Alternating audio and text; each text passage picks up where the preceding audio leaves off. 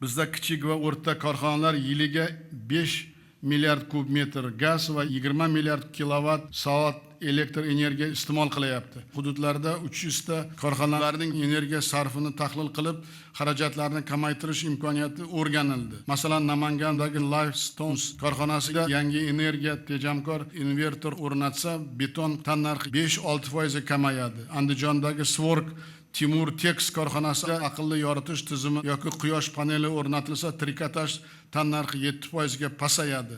Shu bois kichik va o'rta korxonalarda ham energiya samaradorligi bo'yicha yangicha tizim bo'ladi. Mirza Mahmudov, Norqulov, Badriddinov bir haftada bu masala bilan shug'ullanadigan loyiha guruhni tashkil qilsin.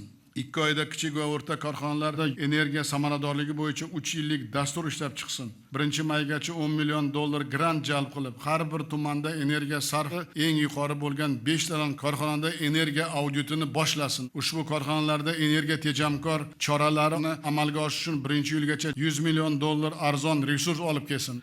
Mirza Mahmudov, Norqulov, Badriddinov hokimlar bilan 26-yilga kichik va o'rta korxonalarda 100 million kub metr gaz va 500 million kilovat soat elektrni tejash bo'yicha majburiyat oladi.